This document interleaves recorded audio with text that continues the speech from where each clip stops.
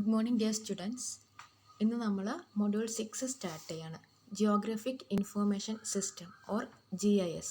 നിങ്ങൾ design പ്രൊജക്റ്റിൻ്റെ ടോപ്പിക്സൊക്കെ search ചെയ്യുന്ന സമയത്ത് ഇങ്ങനൊരു കാര്യം കണ്ടിട്ടുണ്ടാവും.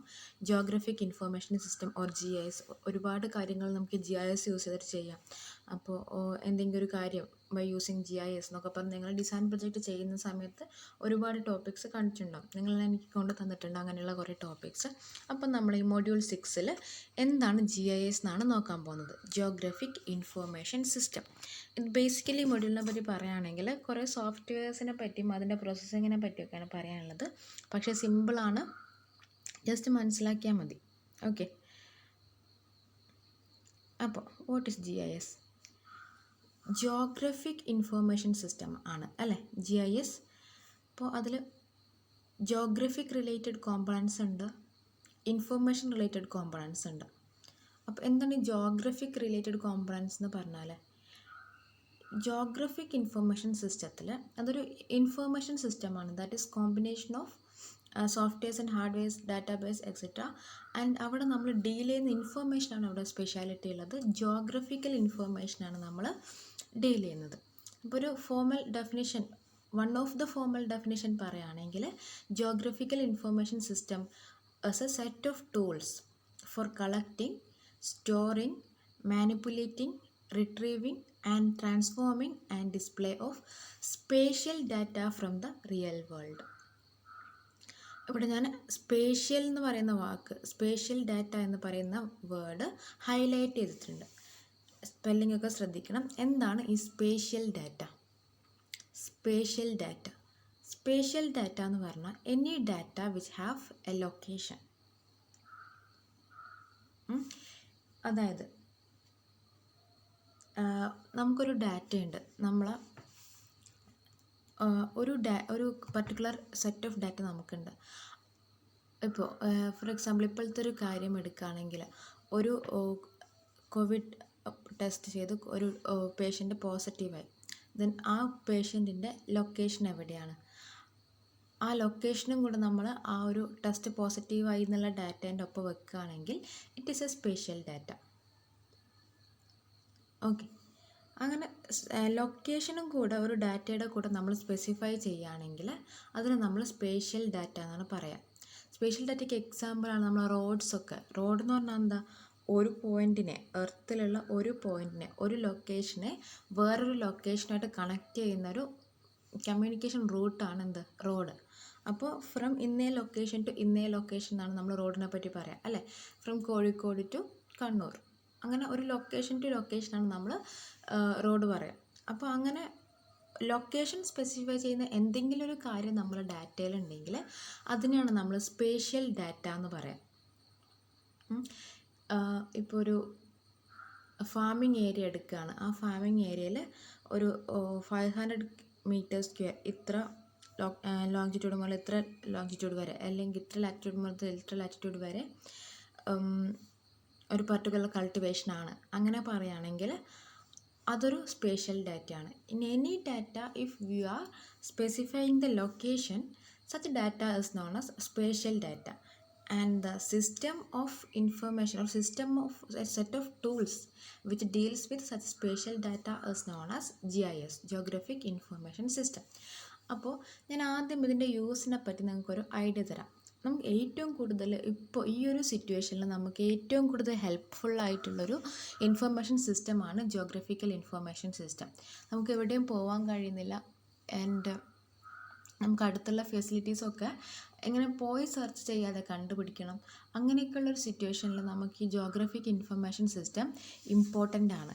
ആൻഡ് മോർ ദാൻ ദാറ്റ്, നമുക്ക് ഈ ഒരു സിറ്റുവേഷനിൽ നമുക്കൊരു ഡിസീസിൻ്റെ എപ്പിഡമിക്കിൻ്റെ സ്പ്രെഡൊക്കെ മനസ്സിലാക്കണമെങ്കിൽ ഏറ്റവും നല്ലൊരു ടൂളാണ് ജിയോഗ്രഫിക്കൽ ഇൻഫർമേഷൻ സിസ്റ്റം എന്ന് പറയുന്നത്. ഇതിൻ്റെ ഒരു ഇവല്യൂഷൻ തന്നെ വന്നത് ഇങ്ങനെ ഒരു എപ്പിഡമിക്കിൻ്റെ സീസണിലാണ്. അതായത് ചില ഡാറ്റയ്ക്ക് അതിൻ്റെ ലൊക്കേഷനുമായിട്ട് നല്ല ബന്ധം ഉണ്ടാവും. അങ്ങനത്തെ ഡാറ്റയാണ് നമ്മൾ സ്പേഷ്യൽ ഡാറ്റ എന്ന് പറയുന്നത്. ഓക്കെ, അത് പണ്ട്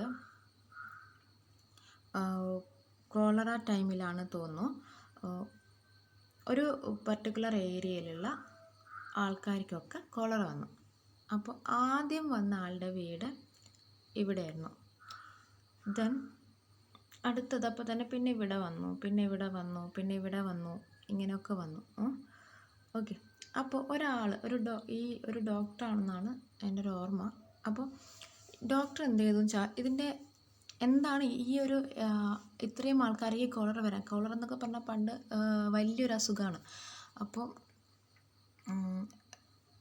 ഡോക്ടർ എന്തോ ചെയ്തു എന്ന് പറഞ്ഞാൽ ഡോക്ടർ ആ ഒരു ഏരിയയുടെ മാപ്പ് വരച്ചിട്ട് ഏതൊക്കെ റീജിയനിലുള്ള ആൾക്കാർക്കാണ് ഈ കോളറ വന്നേക്കുന്നത് എന്നുള്ളത് ആ ഒരു മാപ്പിൽ മാർക്ക് ചെയ്ത് വെച്ചു. അപ്പോൾ ആ ഒരു മാപ്പിൽ മാർക്ക് ചെയ്ത് വെച്ചപ്പോൾ ഇങ്ങനെ അടുത്തടുത്ത് കിടക്കുന്ന കുറേ വീടുകളിലാണ് കോളറ വന്നേക്കുന്നത്. ആൻഡ് കുറേ ദൂരമൊക്കെ വലിയ പ്രോബ്ലംസ് ഒന്നുമില്ല. ഇവിടെയൊന്നും വലിയ പ്രോബ്ലംസ് ഒന്നുമില്ല. ഈ അടുത്തടുത്ത് കിടക്കുന്ന വീടുകളാണ് കോളറ ഉള്ളത്. അപ്പോൾ പിന്നെ കോളറ എന്ന് പറഞ്ഞാൽ ഒരു വാട്ടർ ബോൺ ഡിസീസാണ്. അപ്പോൾ ഡോക്ടർ എന്ത് ചെയ്തു, ആ ഒരു ഏരിയയിലുള്ള വാട്ടർ സപ്ലൈ പൈപ്പ്സിൻ്റെ ഒരു ഔട്ട്ലൈനും കൂടി ഈ മാപ്പിൽ വരച്ചിട്ടു. നോക്കുമ്പോൾ ഈ നമ്മുടെ കോളറ സ്പ്രെഡായേക്കുന്ന ഈ ഏരിയയിൽ ഒരു പർട്ടിക്കുലർ പൈപ്പ് ഉണ്ടായിരുന്നു. അതാണ് ഞാനിവിടെ റോസ് കളറിൽ കാണിച്ചിരിക്കുന്നത്. ആ ഒരു പർട്ടിക്കുലർ ഏരിയയിൽ ഒരു പൈപ്പ് ഉണ്ടായിരുന്നു. ആ പൈപ്പ് ലീക്കിംഗ് ആയിരുന്നു. ആൻഡ് ആ ലീക്കിംഗ് ഏരിയയിൽ കൂടെ കണ്ടാമിനൻസ് ഈ പൈപ്പിൻ്റെ ഉള്ളിലേക്ക് കടന്നിട്ടാണ് ആ പൈപ്പിൻ്റെ ചുറ്റുമുള്ള ഏരിയയിൽ ആ പൈപ്പിൽ നിന്ന് വാട്ടർ എടുക്കുന്ന എല്ലാ വീടുകളിലും കോളറ ഉണ്ടായത് എന്ന് മനസ്സിലായി. അതായത് ആ സോഴ്സ് ഐഡൻറ്റിഫൈ ചെയ്യാൻ പറ്റി. അപ്പോൾ ഇതാണ് ഒരു ഇവിടെ എന്താ ചെയ്ത ഡോക്ടർ, ആ ഒരു ഏരിയയുടെ മാപ്പ് വരച്ചു. ആ മാപ്പിൽ ഓരോ കോളറ ഉണ്ടായ വീട്ടുകാരുടെ ലൊക്കേഷൻ വരച്ചു വെച്ചു അല്ലേ. അപ്പോൾ അതൊരു സ്പേഷ്യൽ ഡാറ്റയാണ്. അവരെവിടെയാണ് എന്നുള്ളത് ആ മാപ്പിൽ നമുക്ക് മനസ്സിലായി. അപ്പോൾ എല്ലാവരും വരച്ച് വരുമ്പോഴത്തേക്ക് അവരുടെ ഒരു ക്ലസ്റ്റർ പോലെ തോന്നി. ആ ക്ലസ്റ്ററിൻ്റെ അടുത്തൊരു പൈപ്പ് ഉണ്ടായിരുന്നു. ആ പൈപ്പ് ലീക്കിംഗ് ആയിരുന്നു. അപ്പോൾ എന്ത് മനസ്സിലായി, ആ പൈപ്പിൽ നിന്നുള്ള വാട്ടറാണ് കോളറയുടെ സോഴ്സ് എന്ന് മനസ്സിലായി. അപ്പോൾ ഇതാണ് ഒരു ജോഗ്രഫിക്കൽ ഇൻഫർമേഷൻ സിസ്റ്റത്തിനൊക്കെ ഇവല്യൂഷൻ എന്ന് പറയുന്നത്. ഇങ്ങനെയാണ്. ഇങ്ങനെ മാപ്പ് വരച്ചാൽ നമുക്ക് കാര്യങ്ങൾ കുറച്ചുകൂടെ കൂടുതലായിട്ട് ഇൻ്റർപ്രറ്റ് ചെയ്യാൻ പറ്റും. റീസൺസിന് നമുക്ക് വേറൊരു വ്യൂവിൽ കിട്ടും.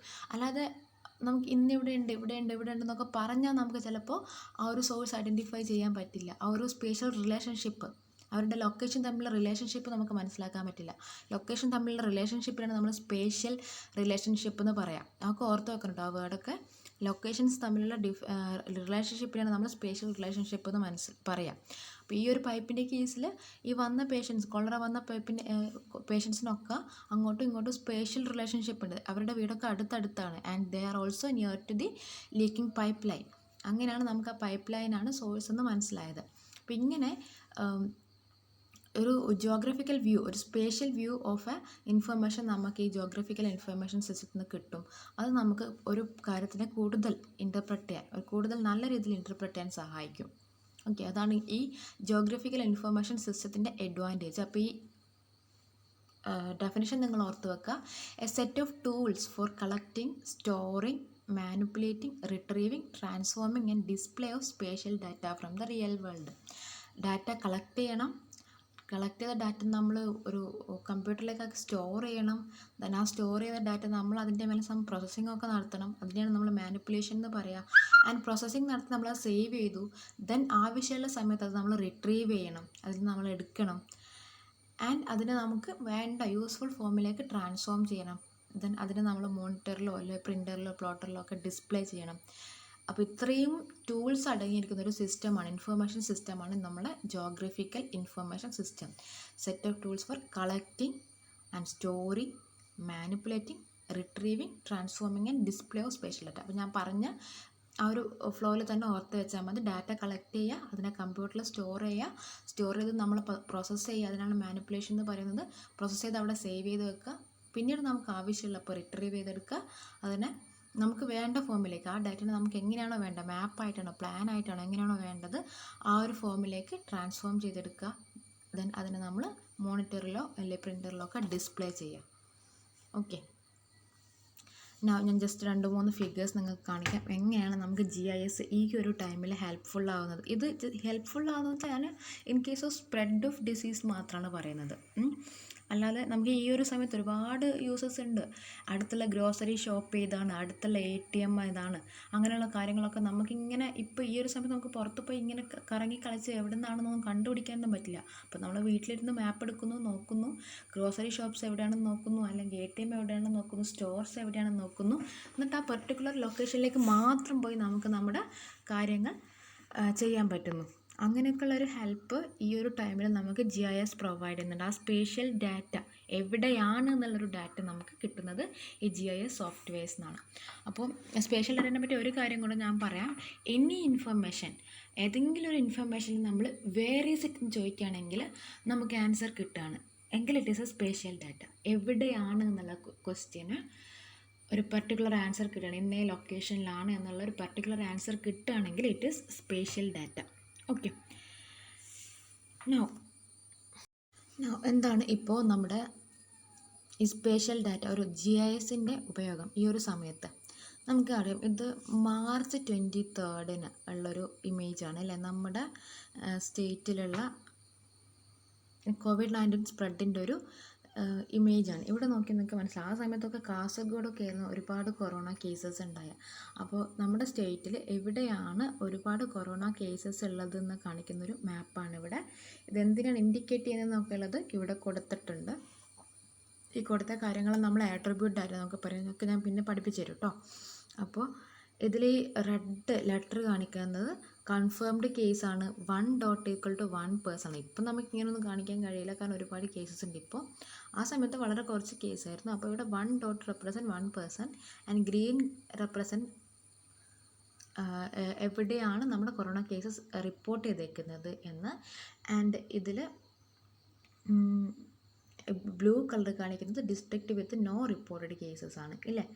അപ്പോൾ ആ ഒരു സമയത്ത് നമ്മൾ വയനാടും പാലക്കാടും ഇടുക്കിയും കൊല്ലം ആലപ്പുഴയും ഒക്കെ കേസസ് ഒന്നും റിപ്പോർട്ട് ചെയ്യാത്ത ഡിസ്ട്രിക്ട്സ് ആയിരുന്നു, ഗ്രീൻ സോൺ ആയിരുന്നു ആ സമയത്ത്. ആ ബ്ലൂ കളറിൽ കാണുന്നതൊക്കെ ആ സമയത്ത് കോവിഡ് കേസസ് റിപ്പോർട്ട് ചെയ്യാത്തൊരു ഡിസ്ട്രിക്ട്സ് ആയിരുന്നു. ഈ ഗ്രീൻ കളറിൽ കാണിച്ചതൊക്കെ ഈ കോവിഡ് കേസസ് റിപ്പോർട്ട് ചെയ്ത ഡിസ്ട്രിക്റ്റ് ആയിരുന്നു. അപ്പോൾ ഇവിടെ നോക്കി നിങ്ങൾക്ക് മനസ്സിലാവാം, ഈ റെഡ് ഡോട്ട് എന്ന് പറയുന്നത് COVID-19 പോസിറ്റീവ് ആയിട്ടുള്ള പേഴ്സൺസിൻ്റെ നമ്പേഴ്സാണ്. അവർ എത്ര ആണ്, ഓരോ ഡോട്ടും ഓരോ പേഴ്സണെയാണ് റെപ്രസെൻറ്റ് ചെയ്യുന്നത്. അപ്പോൾ ആ സമയത്ത് ഏറ്റവും കൂടുതൽ സ്പ്രെഡ് കാസർഗോഡായിരുന്നു.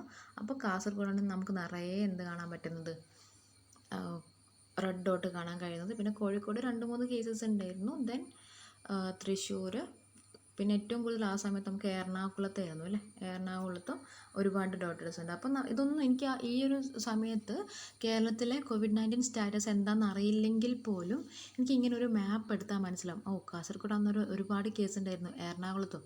ബാക്കി ഈ വയനാടും പാലക്കാടൊക്കെ ഫ്രീ ആയിരുന്നു, COVID-19 ഫ്രീ ആയിരുന്നു എന്നൊക്കെ ഈ മാപ്പ് നോക്കിയാൽ മനസ്സിലാവും. ആൻഡ് ഓൾസോ വേറൊരു ഇമ്പോർട്ടൻറ്റ് കാര്യം എന്താണെന്ന് വെച്ചാൽ, ഇങ്ങനൊരു മാപ്പ് ഉണ്ടാക്കി നമുക്ക് മനസ്സിലാക്കാം കാസർഗോഡ് ഒരുപാട് കേസസ് ഉണ്ട്, so Kasaragod should be closed.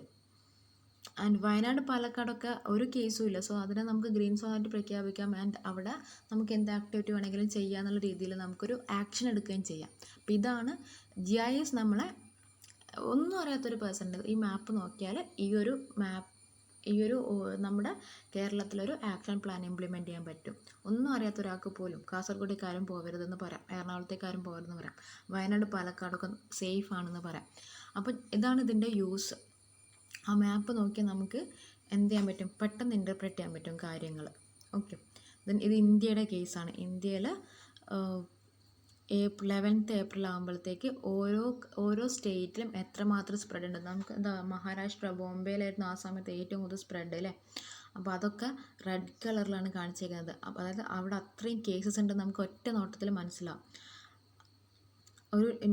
ഒരു ടേബിളും ഒരു നമ്പറും നോക്കുന്നതിനേക്കാട്ട് കൂടുതൽ നമുക്ക് കാര്യങ്ങൾ ഇൻ്റർപ്രറ്റ് ചെയ്യാൻ പറ്റുക ഇങ്ങനെ നമുക്കൊരു മാപ്പ് ഉണ്ടാകുമ്പോഴാണ്. ഇങ്ങനെ സ്പേഷ്യൽ ഡാറ്റയെ റെപ്രസെൻറ്റ് ചെയ്യുന്ന മാപ്സിന് നമ്മൾ GIS മാപ്പ് എന്നാണ് പറയുക കേട്ടോ. ഒരു ലൊക്കേഷനിൽ എന്താണ് ഡാറ്റ എന്നുള്ള കാര്യങ്ങൾ റെപ്രസെൻറ്റ് ചെയ്യുന്നുണ്ടെങ്കിൽ അതിനെ നമ്മൾ സ്പേഷ്യൽ ഡാറ്റ എന്നാണ് പറയുക. ഇതൊരു സ്പേഷ്യൽ ഡാറ്റയാണ്, അതായത് ലൊക്കേഷൻ കൂടെ നമുക്ക് അതിൽ മനസ്സിലാവുന്നുണ്ട്. ഇവിടെ ആകുമ്പോൾ മഹാരാഷ്ട്രയിലാണ് ഏറ്റവും കൂടുതൽ സ്പ്രെഡ് നമുക്ക് മനസ്സിലാവുന്നുണ്ട്. മഹാരാഷ്ട്ര ഈസ് എ ലൊക്കേഷൻ അല്ലേ. അപ്പോൾ ആ ലൊക്കേഷനും കൊണ്ട് മാപ്പും നമുക്ക് മനസ്സിലാവുന്നുണ്ടെങ്കിൽ ഇറ്റ് ഈസ് എ GIS മാപ്പ്. അപ്പോൾ ഇവിടെ നോക്കുക, ഇതിൻ്റെ ആട്രിബ്യൂട്ട്സ് കൊടുത്തിട്ടുണ്ട്. അതായത് 0 കാണിക്കുന്നതൊക്കെ സോറി ഗ്രീൻ കാണിക്കുന്ന 0 to 150 കേസസ് ആണ്. ആൻഡ് റെഡ് കാണിക്കുന്നതൊക്കെ ഗ്രേറ്റർ ദാൻ 1000 കേസസ് ഉള്ള ഏരിയ ആണ്. അപ്പോൾ മഹാരാഷ്ട്രയിലൊക്കെ ആ സമയത്ത് 1000 കേസസിനേക്കാൾ കൂടുതലുണ്ടായിരുന്നു. പിന്നെ കർണാടകയുടെ ഒരു റീജിയണിൽ, ദെൻ ഗുജറാത്തിൽ അവിടെയൊക്കെ കുറച്ചധികം കേസസ് ഉണ്ടായിരുന്നു. നമ്മുടെ ഈസ്റ്റേൺ കൺട്രീസൊക്കെ ആ സമയത്ത് വളരെ സേഫ് ആയിരുന്നു. ആൻഡ് നമ്മുടെ കേരളത്തിൻ്റെ സ്ഥിതി എന്താ, ഏപ്രിൽ 11 എന്നൊക്കെ പറഞ്ഞാൽ നമ്മൾ ഓൾമോസ്റ്റ് സേഫ് ആയിട്ടുള്ള സമയമാണ്. ഏപ്രിൽ എന്നൊക്കെ പറഞ്ഞാൽ എന്തൊക്കെ ഗ്രീനിലാണുള്ളത്. അപ്പോൾ ആ ഒരു സമയത്ത് എന്താണ് ഇന്ത്യയിലെ ഓരോ സ്റ്റേറ്റിലുമുള്ള സ്റ്റാറ്റസ് എന്നൊക്കെ കാണിക്കുന്നൊരു മാപ്പാണിത്. അപ്പോൾ ഇത് നോക്കിയാൽ നമുക്ക് മനസ്സിലാവും മഹാരാഷ്ട്രയിലേക്കാണ് ഭയങ്കര അധികമായിട്ടുള്ളത്, ആ ഒരു ഏരിയയിലേക്ക് പോകാൻ പാടില്ല എന്നൊക്കെ മനസ്സിലാവും. ഈവൻ നമ്മൾ കർണാടകയിലേക്ക് പോകാൻ പ്ലാൻ ചെയ്യണം. അപ്പോൾ കർണാടക ആന്ധ്രാപ്രദേശിലേക്ക് പോകാൻ നമ്മൾ പ്ലാൻ ചെയ്യാണ്.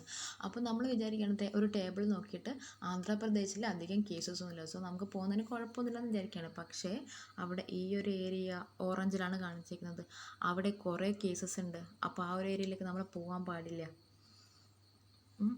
അപ്പോൾ അതൊക്കെ നമുക്ക് മനസ്സിലാവണമെങ്കിൽ ഇങ്ങനെയുള്ളൊരു മാപ്പ് നോക്കേണ്ടി വരും. ഓക്കെ, ദെൻ ഇത് വേൾഡിൻ്റെ കാര്യമാണ്. വേൾഡിൽ കൊറോണ കേസസ് ഓരോ കോണ്ടിനെൻറ്റിലും എത്രമാത്രം കേസസ് ഉണ്ട്, എത്രമാത്രം ഫാറ്റാലിറ്റി ഉണ്ട് എന്നുള്ളത് കാണിക്കുന്നൊരു മാപ്പാണ്. ആൻഡ് ഇത് US-ൻ്റെ ആണ്. US-ൽ ഓരോ സ്റ്റേറ്റിലും എത്രമാത്രം കൊറോണ കേസസ് ഉണ്ട് ആൻഡ് അതിൻ്റെ സിവിയറിറ്റി എത്രയാണ് ഇതൊക്കെ കാണിക്കുന്ന മാപ്പാണ്. അപ്പോൾ ഒരു പർട്ടിക്കുലർ ലൊക്കേഷനും അവിടെ ഏതെങ്കിലും ഒരു ഡാറ്റയുടെ വാല്യൂ, ഇവിടെ നമ്മൾ എടുത്തേക്കുന്നത് സ്റ്റേറ്റ്സ് കാണിക്കുന്നുണ്ട്. സ്റ്റേറ്റ് എന്ന് പറയുന്നത് ലൊക്കേഷനെ കാണിക്കുന്നൊരു ഡാറ്റയാണ്. അതിൻ്റെ കൂടെ നമ്മൾ ആ സ്റ്റേറ്റിലുള്ള COVID-19 കേസസും കാണിക്കുന്നുണ്ട്. അപ്പോൾ COVID-19 കേസസ് കാണിക്കുന്നുണ്ടെങ്കിലും വേറെ സെറ്റിന് വെച്ചാൽ നമുക്ക് അതിൻ്റെ ലൊക്കേഷൻ പറയാൻ പറ്റും, ഇല്ലേ? അപ്പോൾ ഏറ്റവും കൂടുതൽ ഈ ഒരു മാപ്പ് എടുക്കുകയാണെങ്കിൽ ഏറ്റവും കൂടുതൽ കേസസ് ഉണ്ട് എവിടെയാണ്? Kasaragod is A location. അപ്പോൾ ഏതൊരു ഡാറ്റയിലും നമുക്ക് എവിടെയാണെന്നുള്ള ക്വസ്റ്റ്യന് വേറെ സെറ്റ് എന്നുള്ള ക്വസ്റ്റ്യൻ ആൻസർ കിട്ടുകയാണെങ്കിൽ it is A spatial data. അപ്പോൾ സ്പേഷ്യൽ ഡാറ്റ നമ്മളിങ്ങനെ എപ്പോഴും ലൊക്കേഷൻ വെച്ചാണ് നമ്മൾ മാപ്പ് ചെയ്യുന്നത്. അങ്ങനെയുള്ള മാപ്പിന് നമ്മൾ GIS മാപ്പ് എന്ന് പറയും. ദെൻ ഇവിടെ തന്നെ നിങ്ങളൊരു കാര്യം മനസ്സിലാക്കിക്കോ, സ്പേഷ്യൽ ഡാറ്റയ്ക്ക് 2 കോമ്പണൻസ് ഉണ്ട്. സ്പേഷ്യൽ ഡാറ്റയ്ക്കല്ല, ഒരു GIS ഡാറ്റയ്ക്ക് 2 കോമ്പണൻസ് ഉണ്ട്. ഒരു സ്പേഷ്യൽ ഡാറ്റയും ഉണ്ടാവും, ഒരു ആട്രിബ്യൂട്ട് ഡാറ്റ ഉണ്ടാവും. അപ്പോൾ ഈ ഒരു ഫിഗർ എടുക്കുകയാണെങ്കിൽ സ്പേഷ്യൽ ഡാറ്റ എന്ന് പറഞ്ഞാൽ അതിൻ്റെ ലൊക്കേഷൻ, ആട്രിബ്യൂട്ട് ഡാറ്റ എന്ന് പറഞ്ഞാൽ നമ്മൾ എന്താണ് മാപ്പ് ചെയ്തത് അതാണ്. ഇതിവിടെ നമ്മൾ കാസർഗോഡത്തെ COVID-19 കേസസ്, കേരളത്തിലെ COVID-19 കേസസാണ് നമ്മളിവിടെ മാപ്പ് ചെയ്തത്. അതിൽ എവിടെ എന്നുള്ള ക്വസ്റ്റ്യൻ, വേറെ സെറ്റ് എന്നുള്ള ക്വസ്റ്റ്യൻ ആൻസർ ചെയ്യുന്ന ഡാറ്റയാണ് സ്പേഷ്യൽ ഡാറ്റ. കാസർഗോഡാണോ, കണ്ണൂരാണോ, കോഴിക്കോടാണോ, അതാണ് സ്പേഷ്യൽ ഡാറ്റ. ആൻഡ് എത്ര നമ്പർ ഓഫ് കേസസ് എന്നുള്ളതാണ് അതിൻ്റെ ആട്രിബ്യൂട്ട് ഡാറ്റ. ആട്രിബ്യൂട്ട് എന്ന് പറഞ്ഞാൽ പ്രോപ്പർട്ടി എന്നാണ് മീനിങ്. അപ്പോൾ ഏത് പ്രോപ്പർട്ടിയാണ് നമ്മൾ മാപ്പ് ചെയ്യുന്നത് അതാണ് ആട്രിബ്യൂട്ട്. അപ്പോൾ ആട്രിബ്യൂട്ട് ഡാറ്റ എന്ന് പറഞ്ഞാൽ പ്രോപ്പർട്ടി. അപ്പോൾ എത്ര നമ്പർ ഓഫ് കേസസ് എന്നുള്ളതൊരു പ്രോപ്പർട്ടിയാണ്, ഇല്ലേ? അപ്പോൾ അതിന് നമ്മൾ ആട്രിബ്യൂട്ട് ഡാറ്റ എന്ന് പറയും. അപ്പോൾ ഏതൊരു GIS ഡാറ്റയ്ക്കും 2 കോമ്പണൻ്റ് ഉണ്ടാവുക, spatial data and attribute data. Attribute എന്ന് പറഞ്ഞാൽ ഒരു പെർട്ടിക്കുലർ പ്രോപ്പർട്ടി ആൻഡ് അത് എവിടെയാണെന്നുള്ളത്, അതിൻ്റെ location is A spatial data. Okay, അപ്പോൾ ഒരു GIS ഡാറ്റ നമുക്ക് എപ്പോഴും പറയണമെങ്കിൽ അതിന് 2 കോമ്പണൻറ്റ് വേണം. അതിന് ആട്രിബ്യൂട്ട് എന്ന് പറയുന്നൊരു കോമ്പണൻറ്റ് വേണം, അതിൻ്റെ സ്പേഷ്യൽ ഡാറ്റ എന്ന് പറയുന്ന ലൊക്കേഷൻ എന്ന് പറയുന്നൊരു കോമ്പണൻറ്റും വേണം. അത് ഓർത്ത് വെക്കുക. നമ്മൾ കുറച്ച് അങ്ങോട്ടേക്ക് പഠിക്കും, എന്നാലും ഈ ഒരു ഫിഗർ വെച്ച് പറയുമ്പോൾ നിങ്ങൾക്ക് കുറച്ചുകൂടെ കൂടുതൽ മനസ്സിലാവും. ഈ ഒരു കേസിൽ എവിടെയാണ്, കാസർഗോഡാണോ, കണ്ണൂരാണോ, വയനാടാണോ എന്നുള്ളത് സ്പേഷ്യൽ ഡാറ്റയും എത്ര കേസസ് ഉണ്ട് എന്നുള്ളത് ആട്രിബ്യൂട്ട് ഡാറ്റയാണ്. ലൊക്കേഷനായിട്ട് ബന്ധമില്ലാത്ത ഡാറ്റയാണ് എത്ര കേസസ് എന്നുള്ളത്, അല്ലേ? അപ്പോൾ അതിനെ നമ്മൾ ആട്രിബ്യൂട്ട് ഡാറ്റ എന്ന് പറയും. ഏത് പ്രോപ്പർട്ടിയാണോ മാപ്പ് ചെയ്തത് ആ പ്രോപ്പർട്ടിനെ നമ്മൾ ആട്രിബ്യൂട്ട് ഡാറ്റ എന്ന് പറയും. നൗ അപ്പോൾ ഞാൻ ഇത്ര നേരം എക്സാമ്പിൾസൊക്കെ ആയിരുന്നു പറഞ്ഞുകൊണ്ടിരുന്നത്. നമുക്ക് ആ ജിയോഗ്രഫിക് ഇൻഫർമേഷൻ സിസ്റ്റം എന്താണെന്ന് മനസ്സിലാവാനുള്ള എക്സാമ്പിൾസൊക്കെയാണ് പറഞ്ഞു തന്നിരുന്നത്. അപ്പോൾ വീണ്ടും നമ്മൾ ജിയോഗ്രഫിക് ഇൻഫർമേഷൻ എന്താണെന്ന് നമുക്ക് നോക്കുകയാണ്. അപ്പോൾ ഇതിൽ 3 കോമ്പണൻറ്റ് ഞാൻ പറഞ്ഞു. ജിയോഗ്രഫിക് ഇൻഫർമേഷൻ സിസ്റ്റം, ജിയോഗ്രഫിക് എന്ന് പറഞ്ഞാൽ location of data items. Location എന്ന് പറഞ്ഞാൽ നമ്മൾ പഠിച്ചിട്ടുണ്ട്, സാധാരണ ഒരു എർത്തിൻ്റെ സർഫസിലുള്ള ഏതൊരു ഒബ്ജക്റ്റിൻ്റെയും ലൊക്കേഷൻ എന്ന് പറഞ്ഞാൽ നമ്മൾ പറയും അതിൻ്റെ ലാറ്റിറ്റ്യൂഡിൻ്റെയും ലോങ്ജിറ്റ്യൂഡിൻ്റെയും കേസിലാണ് നമ്മൾ മുന്നേ പഠിച്ചിട്ടുണ്ട്. ഓക്കെ, അപ്പോൾ ജിയോഗ്രഫിക് എന്ന് പറഞ്ഞാൽ ഒരു പർട്ടിക്കുലർ ഡാറ്റയുടെ ലൊക്കേഷനാണ് ഉദ്ദേശിക്കുന്നത് in terms of latitude and longitude. And information എന്ന് പറഞ്ഞാൽ നമ്മൾ ആ ഒരു ജോഗ്രഫി എന്ന് പറഞ്ഞാൽ ലൊക്കേഷൻ, ആൻഡ് ആ ലൊക്കേഷൻ നമ്മൾ കളക്ട് ചെയ്യുന്ന കുറച്ച് ഡാറ്റ ഉണ്ടല്ലോ, ആ ഡാറ്റ നമ്മൾ പ്രോസസ്സ് ചെയ്താൽ അതിനെയാണ് നമ്മൾ ഇൻഫർമേഷൻ എന്ന് പറയുന്നത്. ജോഗ്രഫിക് എന്ന് പറഞ്ഞാൽ ലൊക്കേഷൻ, ആ ലൊക്കേഷൻ നമ്മൾ ഡാറ്റ കളക്ട് ചെയ്തു, ഡാറ്റ എന്നിട്ട് നമ്മൾ കമ്പ്യൂട്ടറിലേക്ക് സേവ് ചെയ്തു. ആ ഡാറ്റ കമ്പ്യൂട്ടറിലേക്ക് സേവ് ചെയ്ത് നമ്മളതിനെ പ്രോസസ്സ് ചെയ്യുമല്ലോ, നമുക്ക് വേണ്ട ഫോമിലേക്ക് മാറ്റിയെടുക്കും. ആ ഡാറ്റനെ, ആ പ്രോസസ്ഡ് ഡാറ്റനെ നമ്മൾ ഇൻഫർമേഷൻ എന്ന് പറയാം. ആൻഡ് സിസ്റ്റം എന്ന് പറഞ്ഞാൽ ഇങ്ങനെ ഒരുപാട് ഡാറ്റ ഉണ്ടാവും, ഇൻ്റർ റിലേറ്റഡ് ആയിട്ടുള്ള ഒരുപാട് ഡാറ്റ ഉണ്ടാവും. ആ ഒരു സെറ്റിനെയാണ്, ആ ഒരു ഇൻ്റർ റിലേറ്റഡ് ആയിട്ടുള്ള സെറ്റ് ഓഫ് ഡാറ്റനെയാണ് നമ്മൾ സിസ്റ്റം എന്ന് പറയുന്നത്. അതിൽ ഡാറ്റാബേസ് ഉണ്ടാവും, നമ്മൾ അനാലിസിസ് സോഫ്റ്റ്വെയർസ് ഉണ്ടാവും, ഔട്ട്പുട്ട് സിസ്റ്റംസ് ഉണ്ടാവും, അങ്ങനെ കുറേ കാര്യങ്ങളുണ്ടാവും. അപ്പോൾ ഈ ഒരു ജോഗ്രഫിക് ഇൻഫർമേഷൻ സിസ്റ്റത്തിൻ്റെ ബെറ്റർ ഫങ്ഷനിങ്ങിന് വേണ്ട എല്ലാ കാര്യങ്ങളും, ഇൻ്റർ റിലേറ്റഡ് ആയിട്ടുള്ള എല്ലാ കാര്യങ്ങളും കൂടി ചേർന്നത് തന്നെയാണ് നമ്മൾ സിസ്റ്റം എന്ന് പറയുന്നത്. അപ്പോൾ ജോഗ്രഫിക് ഇൻഫർമേഷൻ സിസ്റ്റം എന്ന് പറഞ്ഞാൽ ലൊക്കേഷൻ സ്പെസിഫൈഡ് ആയിട്ടുള്ള ഡാറ്റ നമ്മൾ കളക്ട് ചെയ്ത് അതിനെ മാനിപ്പുലേറ്റ് ചെയ്ത് ഇൻഫർമേഷൻ ആക്കി, ദെൻ അങ്ങനെയുള്ള കുറേ ഇൻ്റർ റിലേറ്റഡ് ആയിട്ടുള്ള ഇൻഫർമേഷൻസിൽ നമ്മൾ പ്രോസസ്സ് ചെയ്യുകയാണെങ്കിൽ അതാണ് ജോഗ്രഫിക് ഇൻഫർമേഷൻ സിസ്റ്റം എന്ന് പറയാം. ഇതിനൊരു ഇമ്പോർട്ടൻസ് ഇല്ല, നിങ്ങൾ പഠിക്കേണ്ട definition is, a formal definition is, GIS is a system for capturing, storing, checking, integrating, manipulating, analyzing and displaying data which are spatially referenced to the earth. A system for capturing എന്ന് പറഞ്ഞാൽ collecting data and storing that data, storing in the computer, and checking that data, that is if there is any discrepancies, അത് check ചെയ്യുക, data consistent ആണോ data എന്നുള്ളത്. Then അതിനെ integrate ചെയ്യുക എന്ന് പറഞ്ഞാൽ അതിനെ നമ്മൾ വേറെ സോഴ്സസ് നിന്നൊക്കെ ആയിരിക്കും കളക്ട് ചെയ്തിട്ടുണ്ടാകും, അതിനെ ഇൻ്റഗ്രേറ്റ് ചെയ്ത് ഒരു പർട്ടിക്കുലർ ഫോർമാറ്റിലേക്ക് ആക്കുക. ദെൻ ആ പർട്ടിക്കുലർ ഫോർമാറ്റിലേക്ക് ആക്കിയ ഡാറ്റനെ പ്രോസസ്സ് ചെയ്യുക, അതിനാണ് നമ്മൾ മാനിപ്പുലേറ്റിംഗ് എന്ന് പറയുക. പ്രോസസ്സ് ചെയ്യുക എന്ന് പറഞ്ഞാൽ നമുക്ക് യൂസ്ഫുൾ ആയിട്ടുള്ളൊരു ഫോമിലേക്കാക്കി മാറ്റാം. ആൻഡ് അതിനെ അനലൈസ് നടത്തുക. ആൻഡ് ആ അനലൈസ്ഡ് ഡാറ്റ നമ്മൾ മാപ്പിൻ്റെ ഫോമിലൊക്കെ ഡിസ്പ്ലേ ചെയ്യാം. ഇപ്പം നമ്മളിപ്പോൾ തൊട്ട് മുന്നേ നോക്കിയ എക്സാമ്പിൾ നോക്കുകയാണെങ്കിൽ, ക്യാപ്ചറിങ് എന്ന് പറഞ്ഞാൽ ഓരോ ഡിസ്ട്രിക്റ്റിലുള്ള COVID-19 positive case data collect ചെയ്യുക. ആ ഡാറ്റ കമ്പ്യൂട്ടറിലേക്ക് നമ്മൾ ഇൻപുട്ട് ചെയ്ത് കൊടുക്കുക, അതിനാണ് സ്റ്റോറിങ് എന്ന് പറയുന്നത്. ആൻഡ് ആ ഒരു ഡാറ്റയിൽ എന്തെങ്കിലും സാധനങ്ങൾ മിസ്സിംഗ് ഉണ്ടോ, ഏതെങ്കിലും ഡിസ്ട്രിക്റ്റിലെ നമ്പർ ഓഫ് കേസസ് മിസ്സിംഗ് ഉണ്ടോ, അതൊക്കെ ചെക്ക് ചെയ്യുക. അതാണ് ചെക്ക് ചെയ്യുന്നുള്ള സ്റ്റേജിൽ ചെയ്യുന്നത്. ദെൻ നമ്മൾ ഓരോ ഡിസ്ട്രിക്റ്റ് ആയിട്ടായിരിക്കും ഡാറ്റ അതിലേക്ക് കമ്പ്യൂട്ടറിലേക്ക് ഇൻപുട്ട് ചെയ്തിട്ടുണ്ടാവുക. ദെൻ എല്ലാ ഡിസ്ട്രിക്റ്റിലെയും ഡാറ്റ കൂടെ നമ്മൾ ഒരുമിച്ചാക്കുക, അതിനാണ് ഇൻ്റഗ്രേറ്റിംഗ് എന്ന് പറയുന്നത്. ആൻഡ് ഈ ഡാറ്റ യൂസ് ചെയ്തിട്ട് നമ്മൾ മാപ്പ് പ്രിപ്പയർ ചെയ്യുക, അതിനാണ് നമ്മൾ മാനിപ്പുലേറ്റിംഗ് എന്ന് പറയുന്നത്. പ്രോസസ്സിങ്, ആ ഒരു മാപ്പ് പ്രിപ്പറേഷനാണ് നമ്മൾ മാനിപ്പുലേറ്റിംഗ് ഓർ പ്രോസസ്സിങ് എന്ന് പറയുന്നത്. ആൻഡ് ആ മാപ്പ് പ്രിപ്പയർ ചെയ്തിട്ട് ആ മാപ്പും നമ്മൾ കാര്യങ്ങൾ ഇൻ്റർപ്രറ്റ് ചെയ്തെടുക്കുക, അല്ലെങ്കിൽ എന്തെങ്കിലും ആക്ഷൻസൊക്കെ പ്ലാൻ ചെയ്യുക, അതിനാണ് നമ്മൾ അനലൈസിങ് എന്ന് പറയുക, അനലൈസിങ് ദാറ്റ് മാപ്പ്. ആൻഡ് ഇതിനെ നമ്മളൊരു മാപ്പായിട്ട് ഡിസ്പ്ലേ ചെയ്യുക. ഇത്രയും കാര്യങ്ങളായിരിക്കും നമ്മൾ തൊട്ട് മുന്നേ പറഞ്ഞ എക്സാമ്പിൾ നമുക്ക് GIS ചെയ്തു തരുന്നത്. അപ്പോൾ GIS എന്ന് പറഞ്ഞാൽ system for capturing, storing, checking, integrating, manipulating, analysing and displaying data which are spatially referenced to the earth. അതാണ് ഏറ്റവും important word, data which are spatially referenced. Underline ചെയ്ത് തന്നെ പഠിച്ചോളാം. സ്പേഷ്യലി റെഫറൻസ്ഡ് എന്ന് പറഞ്ഞാൽ വെറും ഡാറ്റയല്ല നമ്മൾ ക്യാപ്ചർ ചെയ്യുന്നത്, സ്റ്റോർ ചെയ്യുന്നതും ലൊക്കേഷനും കൂടെ അവൈലബിൾ ആയിട്ടുള്ള ഡാറ്റയാണ് നമ്മൾ അനലൈസ് ചെയ്യുന്നത്. സോ സ്പേഷ്യൽ ഡാറ്റയാണ് ഇവിടെ നമ്മൾ അനലൈസ് ചെയ്യുന്നത്, അത് ഓർത്ത് വെക്കുക. സ്പേഷ്യൽ ഡാറ്റ എന്ന് പറഞ്ഞാൽ ഒരു ഡാറ്റയിൽ അതിൻ്റെ ലൊക്കേഷനും കൂടെ സ്പെസിഫൈ ചെയ്യുന്നുണ്ടെങ്കിൽ it is spatially referenced data. ആ സ്പേഷ്യലി റെഫറൻസ്ഡ് ഡാറ്റയാണ് നമ്മൾ ക്യാപ്ചർ ചെയ്യുന്നത്, സ്റ്റോർ ചെയ്യുന്നതും ചെക്ക് ചെയ്യുന്നതൊക്കെ. ഓക്കെ, അതാണ് GISൻ്റെ formal definition. A system for capturing, storing, checking, integrating, manipulating, analysing and displaying data which are spatially referenced to the earth. And ബാക്കി നമുക്ക് ഒരുപാട് സോഫ്റ്റ്വെയർസ് ഉണ്ട് അല്ലേ. നമ്മൾ എന്തുകൊണ്ടാണ് GIS തന്നെ ഇങ്ങനെ പഠിക്കുന്നത്? Why GIS is unique?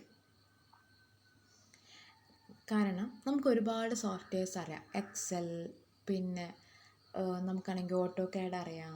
അങ്ങനത്തെ ഒരുപാട് ഓട്ടോ കാഡ് നമുക്ക് ഈ ഒരു പാറ്റേണിൽ പെടുത്താം, GIS സോഫ്റ്റ്വെയർ ആയിട്ട് പെടുത്താം. എന്നാൽ കാരണം ലൊക്കേഷൻ ഉണ്ട്, അല്ല GIS സോഫ്റ്റ്വെയർ നമ്മൾ വരാറില്ല, ഓട്ടോ കാഡ് നമ്മൾ അതിൽ പെടുത്താറില്ല. ഓക്കെ, അപ്പോൾ നമുക്ക് ഒരുപാട് സോഫ്റ്റ്വെയർസ് അറിയാം. അപ്പോൾ ഈ സോഫ്റ്റ്വെയറിനെല്ലാം ഉള്ള ഡിഫറൻസ് എന്താണെന്ന് വെച്ചാൽ, GISൽ സ്പേഷ്യൽ ഇൻഫോർമേഷനാണ് നമ്മൾ ഹാൻഡിൽ ചെയ്യുന്നത്. സ്പേഷ്യൽ വേറെ ഏതൊരു സോഫ്റ്റ്വെയർ എക്സൽ ആണെങ്കിൽ നമ്മൾ അതിലേക്ക്, ഇപ്പോൾ ഞാൻ നിങ്ങളുടെ ക്ലാസ്സിലെ പിള്ളേരുടെ നെയിം എക്സൽ ഷീറ്റിൽ അടിച്ചിടുകയാണ്, അതിൽ അവരെന്നോട് ലൊക്കേഷൻ ചോദിക്കോ, എവിടെയാണ് ഈ കുട്ടി ചോദിക്കോ, ഇല്ല. അപ്പോൾ അതിലൊന്നും നമ്മൾ സ്പേഷ്യൽ ഡാറ്റ അല്ല ഇൻപുട്ട് ചെയ്യുന്നത്. പക്ഷെ GISൽ ഞാനിപ്പോൾ നിങ്ങളുടെ പേരടിച്ചിടുകയാണെങ്കിൽ പോലും ഈ കുട്ടി എവിടെയാണെന്നുള്ളത് കൂടെ ഞാനതിൽ സ്പെസിഫൈ ചെയ്യേണ്ടി വരും. അതാണ് GISൻ്റെ uniqueness. It handles spatial information. ഏതൊരു ഡാറ്റ നമ്മൾ GISലേക്ക് ഇൻപുട്ട് ചെയ്യുകയാണെങ്കിലും അതിൻ്റെ ലൊക്കേഷനും കൂടെ നമ്മൾ സ്പെസിഫൈ ചെയ്യേണ്ടി വരും. And it makes connection between activities based on spatial proximity. GIS makes connection between activities based on spatial proximity എന്ന് വെച്ചാൽ, സാധാരണ നമ്മളൊരു എക്സലിലൊക്കെ ചെയ്യുന്ന പോലെ തന്നെയുള്ള ഡാറ്റയാണ് നമുക്ക് അവൈലബിൾ ആയിട്ടുള്ളത്. പക്ഷെ അതിൻ്റെ കൂടെ അതിൻ്റെ സ്പേഷ്യൽ ലൊക്കേഷനും കൂടെ സ്പെസിഫൈ ചെയ്യുന്നുണ്ട്. ആൻഡ് ഈ നമ്മൾ എന്തെങ്കിലും ഒരു ആക്ടിവിറ്റീനെ നമ്മൾ മാപ്പ് ചെയ്യുകയാണെങ്കിൽ ആ ഒരു ആക്ടിവിറ്റി തമ്മിലുള്ള സ്പേഷ്യൽ റിലേഷൻഷിപ്പും കൂടെ നമ്മൾ ഈ GISൽ കൊടുക്കുന്നുണ്ട്. അത് ഇൻബിൽട്ടാണ് GISൽ. രണ്ട് ആക്ടിവിറ്റി നമ്മളെ കേസിൽ 2 പോസിറ്റീവ് കേസസിൻ്റെ ഡാറ്റ നമ്മൾ ഇൻപുട്ട് ചെയ്യുമ്പോൾ ഈ 2 പോസിറ്റീവ് കേസസും തമ്മിലുള്ള ആ ഒരു ലൊക്കേഷൻ പ്രോക്സിമിറ്റിയും കൂടെ നമ്മൾ ആ ഒരു സോഫ്റ്റ്വെയറിലേക്ക് ഇൻപുട്ട് ചെയ്ത് കൊടുക്കുന്നുണ്ട് ഇൻബിൽട്ടായിട്ട്. Okay, then components of GIS. There are mainly 5 key components for GIS. എന്തൊക്കെയാണ് നമുക്ക് നോക്കാം. ഈ ഫിഗറിൽ കാണുന്നത് പോലെ തന്നെയാണ്. ഹാർഡ്വെയർ എന്ന് പറഞ്ഞാൽ നമ്മളെ കമ്പ്യൂട്ടർ, അങ്ങനത്തെ കാര്യങ്ങൾ, CPU, കമ്പ്യൂട്ടർ, അതൊക്കെയാണ് ഹാർഡ്വെയറിൽ വരിക. ആൻഡ് എന്തിനാണ് ഈ ഹാർഡ്വെയർസ് യൂസ് ചെയ്യുന്നത് നമ്മൾ? To store, process and display data. Computer നമ്മൾ എന്തിനാണ് യൂസ് ചെയ്യുന്നത്? നമ്മളൊരു ഡാറ്റ കളക്ട് ചെയ്താൽ നമ്മൾ കയ്യിൽ വെച്ചുകൊണ്ടിരിക്കുകയല്ല, നമ്മളത് കമ്പ്യൂട്ടറിലേക്ക് ഇൻപുട്ട് ചെയ്യും, എന്നിട്ട് അതിൽ നിന്ന് പ്രോസസ്സ് ചെയ്യുന്നിട്ട് ഡിസ്പ്ലേ ചെയ്യും, അല്ലെ മോണിറ്ററിലേക്ക് ഡിസ്പ്ലേ ചെയ്യും. അപ്പോൾ ഈ സ്പേഷ്യൽ ഡാറ്റ കളക്ട് ചെയ്യാനും സ്റ്റോർ ചെയ്യാനും പ്രോസസ്സ് ചെയ്യാനും ഡിസ്പ്ലേ ചെയ്യാനൊക്കെയാണ് നമ്മൾ ഹാർഡ്വെയർസ് യൂസ് ചെയ്യുന്നത്. ആൻഡ് ഇതിൽ കമ്പ്യൂട്ടർ വരും, നമ്മുടെ മോണിറ്റർ വരും, CPU, അതൊക്കെയാണ് വരിക. ആൻഡ് പിന്നെന്താ വരിക, നമ്മുടെ സ്കാനേഴ്സ് വരും, പിന്നെ പ്രിൻറ്റേഴ്സ്, പ്ലോട്ടേഴ്സ്, അതൊക്കെയാണ് ഈ ഹാർഡ്വെയറിൽ വരിക. ഇതിൽ ഡിജിറ്റൈസർ എന്നൊക്കെ പറഞ്ഞിട്ടുണ്ട്, അതൊക്കെ ഞാൻ ഇനി അങ്ങോട്ടേക്ക് പഠിക്കും നമ്മൾ എന്താ ഡിജിറ്റൈസർ എന്നൊക്കെ. Okay, now softwares. അപ്പോൾ ഈ കമ്പ്യൂട്ടറിൻ്റെ ഉള്ളിലുള്ള സോഫ്റ്റ്വെയർസ്, GIS സോഫ്റ്റ്വെയർസിന് എന്തെങ്കിലും ഒരു സ്പെഷ്യാലിറ്റി വേണം. കാരണം നമ്മൾ സാധാരണ സോഫ്റ്റ്വെയർ പോലെയല്ല, സ്പേഷ്യൽ ഡാറ്റ അനലൈസ് ചെയ്യാൻ വേണ്ടിയിട്ടുള്ള സോഫ്റ്റ്വെയർസാണ് നമുക്ക് വേണ്ടത്. അപ്പോൾ ഈ സോഫ്റ്റ്വെയറിൽ എന്തൊക്കെയാണ് വരുന്നത്? It includes the programs for driving the hardware. Programs വേണം. ആൻഡ് GIS സോഫ്റ്റ്വെയർസ് വേണം. ആ GIS സോഫ്റ്റ്വെയർസ് എങ്ങനെയായിരിക്കണം? It should be capable to generate, store, analyze, manipulate and display geographic information. Geographic ഇൻഫർമേഷനെ സ്റ്റോർ ചെയ്യാൻ, അനലൈസ് ചെയ്യാനുള്ള കപ്പാസിറ്റി ഉള്ള software ആയിരിക്കണം അവിടെ ഉണ്ടായിരിക്കുന്നത്. ആൻഡ് ഒരു ഗുഡ് GIS സോഫ്റ്റ്വെയറിന് എന്തൊക്കെ ക്യാപ്പബിലിറ്റീസ് ആണ് വേണ്ടത്? It should be user friendly, functional and compatibility to different conditions, and അത് ഡേ ടു ഡേ അപ്ഡേറ്റ് ചെയ്യാനുള്ള ഒരു കപ്പാസിറ്റി വേണം നമുക്ക്. ആൻഡ് നമ്മൾ പ്രോസസ്സ് ചെയ്ത ഡാറ്റയൊക്കെ ഡോക്യുമെൻറ്റ് ചെയ്യാനുള്ള ഒരു കപ്പാസിറ്റി വേണം. And it should B cost effectiveness also. It's important. Okay, and cost effectiveness important ആണെന്ന് ഞാൻ പറയാൻ കാരണം, നമുക്ക് ഒരുപാട് GIS സോഫ്റ്റ്വെയർസ്, ഒരുപാട് കപ്പാസിറ്റി, നമ്മൾ വിചാരിക്കുന്നതിനേക്കാട്ട് കൂടുതൽ ഫങ്ഷനാലിറ്റി ഉള്ള സോഫ്റ്റ്വെയർസ് അവൈലബിൾ ആണ്. പക്ഷേ റേറ്റ് വെച്ച് നോക്കുമ്പോൾ നമുക്കൊന്നും താങ്ങാൻ പറ്റാത്ത രീതിയിലാണ് ഈ സോഫ്റ്റ്വെയർസിൻ്റെ റേറ്റ് എന്ന് പറയുന്നത്. അതായത് ഇപ്പോൾ നമുക്ക് ജസ്റ്റ് ഒരു എക്സാമ്പിൾ, നമുക്ക് കോളേജിൽ GIS യൂസ് ചെയ്ത് ഒരുപാട് പ്രൊജക്റ്റ് ചെയ്യാം. പക്ഷേ നമുക്ക് ഒരു പ്രൊപ്രൈറ്ററി സോഫ്റ്റ്വെയർ ആണെങ്കിൽ അത് വാങ്ങാൻ നമുക്ക് ലക്ഷങ്ങളാവും. അപ്പോൾ നമുക്ക് അത് അഫോർഡ് ചെയ്യാൻ പറ്റില്ല. പക്ഷേ ഇപ്പോൾ ഒരുപാട് ഓപ്പൺ സോഫ്റ്റ്വെയർസും ആ ഓപ്പൺ സോഫ്റ്റ്വെയർസിന് തന്നെ നമ്മൾ വിചാരിക്കുന്നതിനേക്കാട്ട് കൂടുതൽ ഫങ്ഷനാലിറ്റി ഒക്കെ വരുന്നുണ്ട്. അപ്പോൾ നമുക്ക് ഭയങ്കര ഹെൽപ്ഫുള്ളാണ്. Okay, then the basic functions of GIS software should the GIS software should offer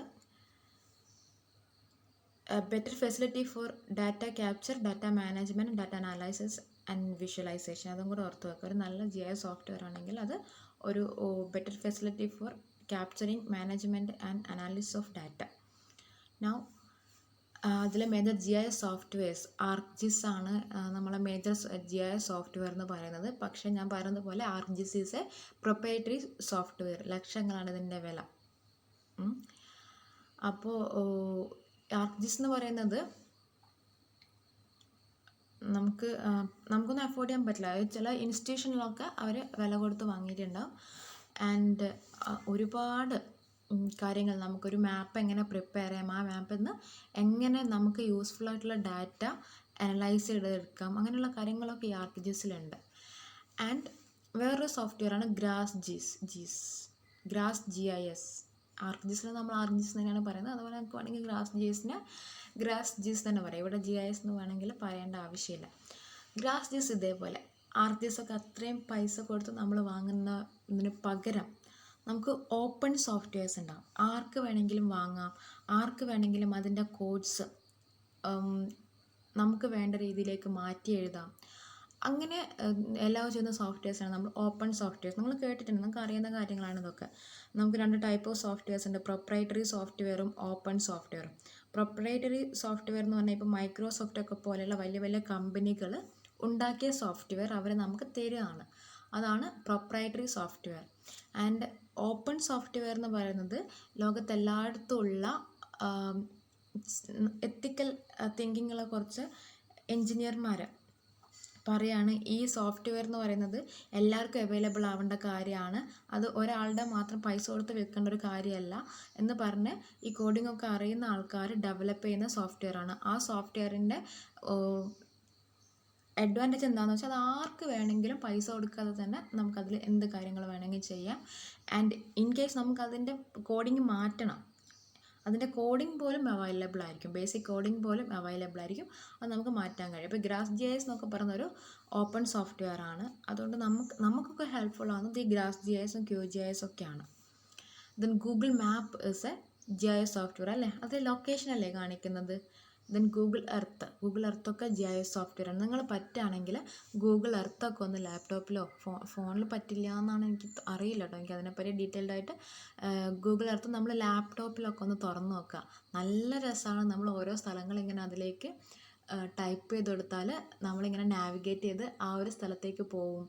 അതിൻ്റെ എന്ത് വ്യൂ വേണമെങ്കിലും നമുക്ക് കാണാം. നമ്മളിപ്പോൾ ഇവിടെ നിന്നിട്ട് നമുക്ക് തിരുവനന്തപുരത്തുള്ള പൊന്മുടി ഹിൽസ് കാണണം എന്ന് വിചാരിക്കാം. നമ്മൾ ജസ്റ്റ് അതിൽ പൊന്മുടി ഹിൽസ് ട്രിവാൻഡ്രം അടിച്ചു കൊടുക്കുക, അടിപൊളി വ്യൂസ് അതിൽ കാണാൻ കഴിയും. ഒന്ന് ട്രൈ ചെയ്ത് നോക്കുക. ഗൂഗിൾ എർത്ത് ഒരു വേറെ തന്നെ എക്സ്പീരിയൻസ് ആണ്. ഗൂഗിൾ എർത്തിൽ നമ്മൾ ജസ്റ്റ് ഒന്ന് നോക്കുക പറഞ്ഞാൽ. ഞാനൊക്കെ പണ്ടത് ഡൗൺലോഡ് ചെയ്ത് നോക്കിയിട്ടുണ്ടായിരുന്നു. അപ്പോൾ വെറുതെ ഇരിക്കുന്ന സമയത്ത് ഇതിൽ കുറേ സ്ഥലങ്ങളൊക്കെ അടിച്ചു കൊടുത്താൽ ആ സ്ഥലത്തേക്ക് നമ്മളിങ്ങനെ നാവിഗേറ്റ് ചെയ്യാം. നമ്മൾ അവിടെ പോകുന്നൊരു, അങ്ങനെ പറയാൻ പറ്റില്ല, പക്ഷേ എന്നാലും അവിടെ പോകുന്നൊരു ഫീലിംഗ് ഉണ്ടാവും.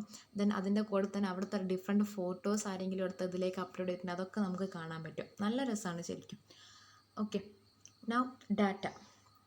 Third component of GIS is data. Data എന്ന് പറഞ്ഞാൽ നമ്മുടെ GIS സിസ്റ്റത്തിൽ ഏറ്റവും ഇമ്പോർട്ടൻറ്റ് കോമ്പണൻ്റ് ആണ്. അപ്പോൾ ഇതിൽ ഞാൻ പറഞ്ഞു ഡാറ്റ എന്ന് പറഞ്ഞാൽ സ്പേഷ്യൽ ഡാറ്റ ആയിരിക്കണം. അതായത് ലൊക്കേഷനും കൂടെ, ഒരു ഡാറ്റ പറയുകയാണെങ്കിൽ അതിൻ്റെ കൂടെ അതിൻ്റെ ലൊക്കേഷനും കൂടെ വേണം. ദെൻ ഇവിടെ സെക്കൻഡ് പോയിന്റ് നിങ്ങൾ നോക്കുക, geographic data and related tabular data can be collected. ഞാൻ പറഞ്ഞു, അപ്പോൾ ഒരു GIS ഡാറ്റ എന്ന് പറഞ്ഞാൽ അതിന് 2 പാർട്ടുണ്ടാവും. അതിൻ്റെ ലൊക്കേഷൻ ഡാറ്റയും ഉണ്ടാവും ആൻഡ് അതിൻ്റെ പ്രോപ്പർട്ടിയും ഉണ്ടാവും. അപ്പോൾ ജോഗ്രഫിക് ഡാറ്റയും അതിൻ്റെ റിലേറ്റഡ് ടാബുലർ ഡാറ്റയും ഉണ്ടാവും. അത് രണ്ടും നമ്മൾ കളക്ട് ചെയ്യണം ഒരു GIS സോഫ്റ്റ്വെയറിൽ നമ്മൾ എന്തെങ്കിലും ചെയ്യാൻ ഉദ്ദേശിക്കുന്നുണ്ടെങ്കിൽ. ആൻഡ് ഈ ഡാറ്റയാണ് നമ്മളെ GIS-നെ യുണീക്ക് ആക്കുന്നത്. അതായത് സ്പേഷ്യൽ ഡാറ്റയാണ് നമ്മളിവിടെ യൂസ് ചെയ്യുന്നത്. വേറൊരു സോഫ്റ്റ്വെയറിലും പോലെയല്ല, സ്പേഷ്യൽ ഡാറ്റയാണ് നമ്മളിവിടെ യൂസ് ചെയ്യുന്നത്. ഓക്കെ, നൗ മെത്തഡ്സ് എന്ന് പറഞ്ഞാൽ എങ്ങനെയൊക്കെ നമുക്ക് ഈ ഒരു ഡാറ്റ, നമ്മൾ കളക്ട് ചെയ്ത ഡാറ്റ സിസ്റ്റത്തിലേക്ക് ഇൻപുട്ട് ചെയ്യാം, പ്രോസസ്സ് ചെയ്യാം, റിട്രീവ് ചെയ്യാം, ട്രാൻസ്ഫോം ചെയ്യാം, അതിനൊക്കെയുള്ള മെത്തഡ്സ് ഓർ വേസിനാണ് നമ്മൾ ഈ ഫോർത്ത് കോമ്പണൻ്റ് കൊണ്ട് ഉദ്ദേശിക്കുന്നത്. And for that there are some guidelines, specification, standards and procedure. എങ്ങനെ ചെയ്യണം? ഇപ്പോൾ നമ്മളൊരു ഒരു ഏരിയയുടെ മാപ്പ് കളക്ട് ചെയ്തു, ഒരു സാറ്റലൈറ്റ് ഇമേജ് കളക്ട് ചെയ്തു, അത് നമ്മൾ GISലേക്ക് ഇൻപുട്ട് ചെയ്ത് നമ്മൾ എന്തെങ്കിലും ചെയ്യാൻ ശ്രമിക്കുകയാണ്. Satellite image is A geographical information കേട്ടോ. കാരണം എന്താ, ആ ഒരു ലൊക്കേഷൻ്റെ ഇമേജ് അല്ലേ. അപ്പോൾ ഒരു ലൊക്കേഷൻ്റെ ഇമേജ് അല്ലേ നമുക്ക് സാറ്റലൈറ്റ് ഇമേജ് എന്ന് കിട്ടുക. അപ്പോൾ അതൊരു ജോഗ്രഫിക് ഇൻഫർമേഷനാണ്. അപ്പോൾ ഈ ഒരു സാറ്റലൈറ്റ് ഡാറ്റ നമ്മൾ നമ്മുടെ സിസ്റ്റത്തിലേക്ക് ഇൻപുട്ട് ചെയ്താൽ അതിനൊരു പ്രൊസീജിയർ ഉണ്ട്. ആദ്യം അതിൻ്റെ എറേഴ്സൊക്കെ റിമൂവ് ചെയ്യണം. പിന്നെ അതിൻ്റെ ഓരോ ലെയറും നമ്മളിങ്ങനെ കുറേ ലെയേഴ്സ് ഉണ്ടാകും ഒരു സാറ്റലൈറ്റ് ഡാറ്റയ്ക്ക് എന്ന് പറഞ്ഞാൽ. ആ ലെയറൊക്കെ നമ്മളിങ്ങനെ സ്റ്റാക്ക് ചെയ്ത് വെക്കണം. എന്നിട്ട് അതിൻ്റെ ജിയോ റെഫറൻസ്, അതിൽ എർത്തിൽ ഏത് ലൊക്കേഷനെ കാണിക്കുന്നു എന്നുള്ളത് നമ്മൾ ഇൻപുട്ട് ചെയ്ത് കൊടുക്കണം. അങ്ങനെ ഒരു പ്രൊസീജിയർ ഉണ്ട്. അപ്പോൾ മെത്തഡ്സ് എന്ന് പറഞ്ഞാൽ നമ്മളൊരു ജിയോഗ്രഫിക് ഇൻഫർമേഷൻ കളക്ട് ചെയ്ത് അത് കമ്പ്യൂട്ടറിലേക്ക് എങ്ങനെ ഇൻപുട്ട് ചെയ്യുന്നു, എങ്ങനെ അതിനെ പ്രോസസ്സ് ചെയ്യുന്നു, അതിനൊക്കെ നമ്മൾ യൂസ് ചെയ്യുന്ന വേസിനാണ് നമ്മൾ മെത്തഡ്സ് എന്ന് പറയുന്നത്. ആൻഡ് ഫിഫ്ത്ത്, പീപ്പിൾ എന്ന് പറഞ്ഞാൽ ഒരു വെറൈറ്റി ഓഫ് ആൾക്കാരുണ്ടാവും. ഒന്ന് ഇതിൻ്റെ ഡെവലപ്പേഴ്സ്, സോഫ്റ്റ്വെയർസിൻ്റെ ഡെവലപ്പേഴ്സ് ഉണ്ടാവും. ദെൻ ആ ഡെവലപ്പ് ചെയ്ത സോഫ്റ്റ്വെയർ യൂസ് ചെയ്യുന്ന GIS സ്പെഷ്യലിസ്റ്റുകൾ ഉണ്ടാവും. ദെൻ ആ GIS സ്പെഷ്യലിസ്റ്റ്സ് എന്ത് ചെയ്യും, മാപ്പൊക്കെ പ്രിപ്പയർ ചെയ്യും. നമ്മൾ ഈ കണ്ടതുപോലെ, അതായത് കേരളത്തിൻ്റെ മാപ്പ്, ഇന്ത്യൻ്റെ മാപ്പൊക്കെ നമ്മളിപ്പോൾ കണ്ടില്ലേ, COVID-19 സ്പ്രെഡ്. അപ്പോൾ അതൊക്കെ ഉണ്ടാക്കുന്നത് ആ GIS സ്പെഷ്യലിസ്റ്റുകളാണ്, by using the softwares developed by the developers. എന്നിട്ട് എങ്ങനെ മാപ്പ് ഉണ്ടാക്കി അവർ നമുക്ക് ഗൂഗിളിൽ അത് അപ്ലോഡ് ചെയ്ത് തന്നു. നമ്മളത് നോക്കുകയാണ്. അപ്പോൾ നമ്മൾ യൂസേഴ്സാണ്, എൻഡ് യൂസേഴ്സാണ് നമ്മൾ. നമുക്ക് ഈ GISനെ പറ്റി അറിയില്ല, GIS ഡെവലപ്പ് ചെയ്യാൻ അറിയില്ല, GISൽ വർക്ക് ചെയ്യാനും അറിയില്ല. നമ്മൾ ജസ്റ്റ് ഈ മാപ്പ് നോക്കുന്ന കാര്യങ്ങൾ മനസ്സിലാക്കുന്നു. അതാണ് ലാസ്റ്റ് കോമ്പണൻറ്റ്, എൻഡ് യൂസേഴ്സ്. അപ്പോൾ ഇങ്ങനെ ഒരു വെറൈറ്റി ഓഫ് പീപ്പിൾ ഈ GISൽ ഇൻവോൾവ് ആയിട്ടുണ്ട്. ഡെവലപ്പേഴ്സ് ഉണ്ട്, GIS ടെക്നീഷ്യൻസ് ഉണ്ട്, എൻഡ് യൂസേഴ്സ് ഉണ്ട്. അതാണ് ഇവിടെ കൊടുത്തേക്കുന്നത്. എന്തൊക്കെ ടൈപ്പ് ഓഫ് പീപ്പിൾ ഇതിലുണ്ട്. അതായത് അഡ്മിനിസ്ട്രേറ്റീവ് കാര്യങ്ങൾ ചെയ്യുന്ന ആൾക്കാർ, managers, GIS technician, end users and consumers. Okay, അതിൽ ഇതാണ് 3 കോമ്പണൻ്റ് പറയുന്നത്. GIS സ്പെഷ്യലിസ്റ്റുകൾ എന്താ ചെയ്യുന്നത്, അവർ സോഫ്റ്റ്വെയർ ഡെവലപ്പ് ചെയ്യുന്നു, GIS സോഫ്റ്റ്വെയർ ഡെവലപ്പ് ചെയ്യുന്നു. ഡാറ്റാബേസ് അഡ്മിനിസ്ട്രേഷൻ, ആപ്ലിക്കേഷൻ പ്രോഗ്രാമിങ്, അതിൻ്റെ അനാലിസിസ്, ഇതൊക്കെ ചെയ്യുന്നത് GIS സ്പെഷ്യലിസ്റ്റുകളാണ്. അപ്പോൾ നമ്മൾ എങ്ങനെയാണ് ഒരു GIS സോഫ്റ്റ്വെയറിൻ്റെ ഫ്ലോ എന്ന് പറഞ്ഞാൽ, GIS യൂസേഴ്സ് ഉണ്ടാവും, ലൈക്ക് എൻജിനീയേഴ്സ് അല്ലെ, സയൻറ്റിസ്റ്റ്, ഫെസിലിറ്റി മാനേജേഴ്സ് ഒക്കെ ഉണ്ടാവും. അപ്പോൾ ഞാൻ ആസ് എൻ എൻജിനീയർ എനിക്കൊരു ഏരിയയുടെ ഒരു മാപ്പ് വേണം. ഞാൻ എന്ത് ചെയ്യുന്നു, പക്ഷെ അത് ചെയ്യാൻ ഒരു ഏരിയയുടെ മാപ്പ് എനിക്കതിൽ കുറച്ച് കാര്യങ്ങൾ അനലൈസ് ചെയ്യാനുണ്ട്. ഞാൻ എന്ത് ചെയ്യുന്നു, എനിക്കങ്ങനെ ഒരു സോഫ്റ്റ്വെയർ അവൈലബിൾ അല്ല. അപ്പോൾ ഞാൻ ഒരു GIS സോഫ്റ്റ്വെയർസ് ഡെവലപ്പ് ചെയ്യുന്ന ഒരു കമ്പനി ട്രിവാൻഡ്രത്തൊക്കെ ഇഷ്ടം പോലെ ഉണ്ട്. അപ്പോൾ ഡെവലപ്പ് ചെയ്യുന്ന കമ്പനീസിലേക്ക് ഞാനൊരു റിക്വസ്റ്റ് എടുക്കുന്നു, എനിക്ക് ഇന്നേ ഫങ്ഷണാലിറ്റി ഉള്ളൊരു GIS സോഫ്റ്റ്വെയർ വേണം. അവിടെയുള്ള സോഫ്റ്റ്വെയർ എൻജിനീയേഴ്സ് എന്ത് ചെയ്യുന്നു, എൻ്റെ ക്വറി അനുസരിച്ച് അവർ സോഫ്റ്റ്വെയർ ഡെവലപ്പ് ചെയ്ത് എനിക്ക് തിരിച്ചയക്കുന്നു. ഞാൻ ആ സോഫ്റ്റ്വെയർ യൂസ് ചെയ്ത് എൻ്റെ കയ്യിലുള്ള ഡാറ്റയൊക്കെ യൂസ് ചെയ്ത് മാപ്പ് പ്രിപ്പയർ ചെയ്യുന്നു. മാപ്പ് പ്രിപ്പയർ ചെയ്ത് ഞാൻ അതിൻ്റെ യൂസറിന് കൊടുക്കുന്നു. യൂസറിന് ഈ GISനെ പറ്റി ഒരു ഐഡിയ ഉണ്ടാവില്ല. അവരെന്ത് ചെയ്യും, ഈ നമ്മൾ കളക്ട് ചെയ്ത ആ ഒരു മാപ്പ് ഉണ്ടാവുമല്ലോ, ആ മാപ്പ് യൂസ് ചെയ്ത് അവർക്ക് എന്തൊക്കെ ചെയ്യാൻ പറ്റും, ട്രാഫിക് എത്ര ഉണ്ടെന്ന് കണ്ടുപിടിക്കണോ, അല്ലെങ്കിൽ വെതർ കണ്ടീഷൻ കണ്ടുപിടിക്കണോ, അല്ലെങ്കിൽ ട്രിപ്പ് പ്ലാൻ ചെയ്യാനോ. ആ GISനെ പറ്റി അവർക്ക് ഒരു ഇൻഫർമേഷനും ഉണ്ടാവില്ല. പക്ഷേ നമ്മൾ ഈ പ്രിപ്പയർ ചെയ്ത മാപ്പ് യൂസ് ചെയ്തിട്ട് അവർ ഡേ ടു ഡേ ലൈഫിൽ കുറേ കാര്യങ്ങൾ ചെയ്യുന്നുണ്ട്. അതായിരിക്കും ജോഗ്രഫിക് ഇൻഫർമേഷൻ വ്യൂവേഴ്സ് എന്ന് പറഞ്ഞാൽ. ഇപ്പോൾ സ്പെഷ്യലിസ്റ്റ് എന്ന് പറഞ്ഞാൽ സോഫ്റ്റ്വെയർ ഡെവലപ്പേഴ്സാണ്. ജനറൽ GIS യൂസേഴ്സ് എന്ന് പറഞ്ഞാൽ GISനെ പറ്റി നോളജ് ഉണ്ട്, പക്ഷേ ഡെവലപ്പ് ചെയ്യാൻ അറിയില്ല. പക്ഷേ ഒരു സോഫ്റ്റ്വെയർ കിട്ടിയാൽ കുറേ ഡാറ്റ അതിലേക്ക് ഇൻപുട്ട് ചെയ്തിട്ട് ഒരു മാപ്പ് ഉണ്ടാക്കാൻ കഴിവുള്ള ആൾക്കാരാണ് ഈ ജനറൽ GIS യൂസേഴ്സ് എന്ന് പറയുന്നത്. ആൻഡ് അവരുണ്ടാക്കിയ മാപ്പ് യൂസ് ചെയ്തിട്ട് ഡേ ടു ഡേ ലൈഫിൽ കുറേ കാര്യങ്ങൾ ചെയ്യുന്നത്. ട്രാഫിക്